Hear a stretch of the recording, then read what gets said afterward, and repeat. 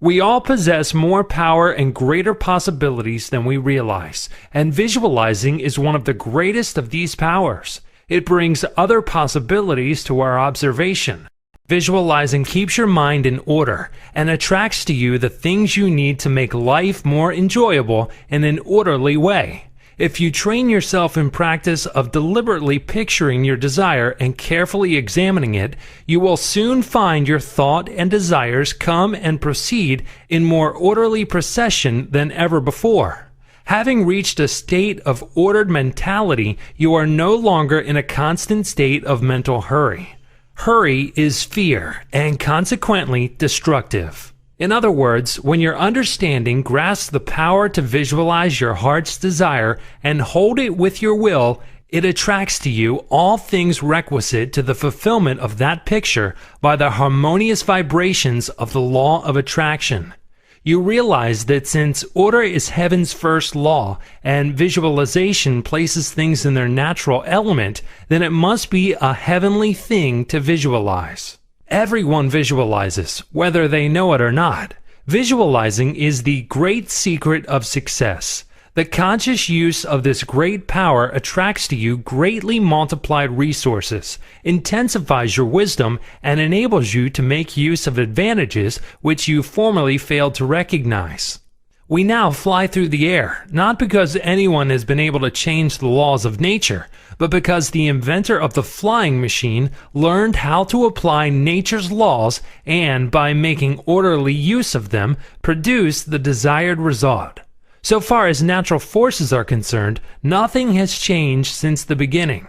There was no airplanes in the year 1, because those of that generation could not conceive the idea as a practical working possibility. It has not yet been done, was the argument, and it cannot be done. Yet the laws and materials for practical flying machines existed then as now. With such an example before you, can you not realize that still greater secrets may be disclosed? Also, that you hold the key within yourself with which to unlock the secret chamber that contains your heart's desire? All that is necessary in order that you may use this key and make your life exactly what you wish it to be is a careful inquiry into the unseen causes which stand back of every external and visible condition. Then bring these unseen causes into harmony with your conception, and you will find that you can make practical working realities of possibilities which at present seem but fantastic dreams. In visualizing or making a mental picture, you are not endeavoring to change the laws of nature. You are fulfilling them. Your object in visualizing is to bring things into regular order both mentally and physically. When you realize that this method of employing the creative power brings your desires one after another into practical material accomplishment, your confidence in the mysterious but unfailing law of attraction, which has its central power station in the very heart of your word picture, becomes supreme. Nothing can shake it. You never feel that it is necessary to take anything from anybody else. You have learned that asking and seeking have receiving and finding as their correlatives. You know that all you have to do is to start the plastic substance of the universe flowing into the thought molds your picture, desire provides. Suggestions for making your mental picture. Perhaps you want to feel that you've lived to some purpose. You want to be content and happy, and you feel that with good health and with successful business, you can enjoy this state of mind. After you have decided once and for all that this is what you want, you proceed to picture yourself healthy and your business just as great a success as you can naturally conceive it growing into. The best time for making your definite picture is just before breakfast and before retiring at night. As it is necessary to give yourself plenty of time, it may be necessary to rise earlier than is your usual habit. Go into a room where you will not be disturbed, meditate for a few moments upon the practical working of the law of visualizing, and ask yourself, how did the things about me first come into existence? How may I find it helpful to get more quickly in touch with the invisible supply? Someone felt that comfort would be better expressed and experienced by sitting on a chair than on the floor. The very beginning of the meditation, the chair, was the desire to be at ease. With this came the picture of some sort of chair. The same principle applies to the hat and the clothes that you wear. Go carefully into this thought of the principle back of the thing. Establish it as a personal experience. Make it a fact to your consciousness. If you are thorough in this, you will find yourself in the deep consciousness beneath the surface of your own thought power. Then open a window, take about 10 deep breaths, and during the time draw a large imaginary circle of light around you. As you inhale, keeping yourself in the center of this circle of light, see great rays of light coming from the circle and entering your body at all points, centralizing itself at your solar plex. Hold the breath a few moments at this central light of your body, the solar plex, then slowly exhale. As you do this mentally, see imaginary rays or sprays of light going up through the body and down and out through the feet. Mentally spray your entire body with this imaginary light. When you have finished the breathing exercise, sit in a comfortable upright chair and mentally know there is but one life, one substance, and this life substance of the universe is finding pleasure in self-recognition in you. Repeat some affirmation of this kind until you feel the truth and reality of the words that you are affirming. Then begin your picture. Whether your desire is for a state of consciousness or a possession, large or small, begin at the beginning. If you want a house, begin by seeing yourself in the kind of house you desire. Go all through it, taking careful note of the rooms, where the windows are situated, and such other details as help you to feel the reality of your concept. You might change some of the furniture and look into some of the mirrors just to see how healthy, wealthy, and happy you look.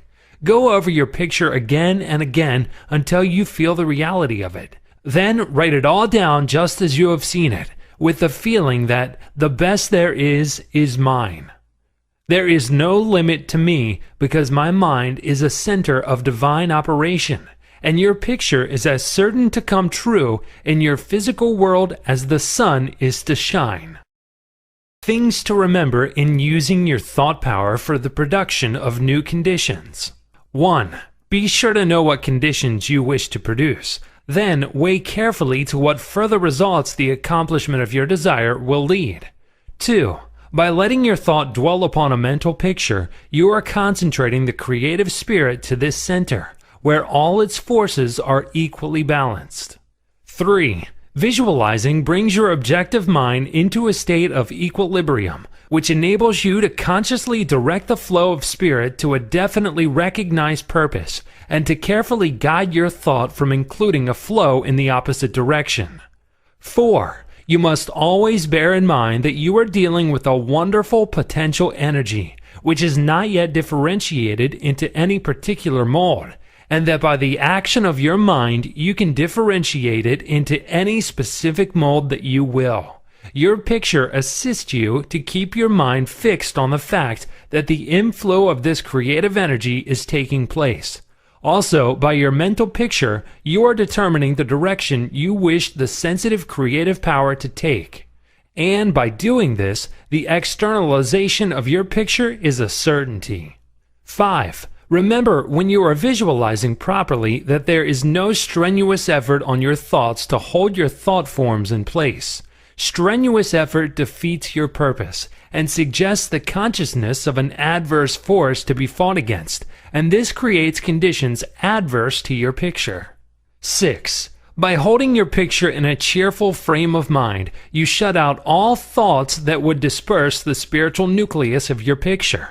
Because the law is creative in its action, your pictured desire is certain of accomplishment. 7. The seventh and great thing to remember in visualizing is that you are making a mental picture for the purpose of determining the quality you are giving to the previously undifferentiated substance and energy rather than to arrange the specific circumstances for its manifestation. That is the work of creative power itself. It will build its own forms of expression quite naturally, if you will allow it. and save you a great deal of needless anxiety. What you really want is expansion in a certain direction, whether of health, wealth, or whatnot. And so long as you get it, as you surely will if you confidently hold to your picture, what does it matter whether it reaches you by some channel which you thought you could count upon, or through some other of whose existence you had no idea? You are concentrating energy of a particular kind for a particular purpose. Bear this in mind and let specific details take care of themselves, and never mention your intention to anyone. Remember always that nature, from her clearly visible surface to her most arcane depths, is one vast storehouse of light and good entirely devoted to your individual use. Your conscious oneness with the great whole is the secret of success, and when once you have fathomed this, you can enjoy your possession of the whole or a part of it at will, because by your recognition you have made it, and can increasingly make it yours. Never forget that every physical thing, whether for you or against you, was a sustained thought before it was a thing. Thought as thought is neither good nor bad. It is creative action and always takes physical form. Therefore, the thoughts you dwell upon become the things you possess or do not possess. The best method of picturing to yourself that which you may desire is both simple and enjoyable, if you once understand the principle back of it well enough to believe it. First and above everything else, be sure of what it is you really want. Then, specialize your desire along these lines.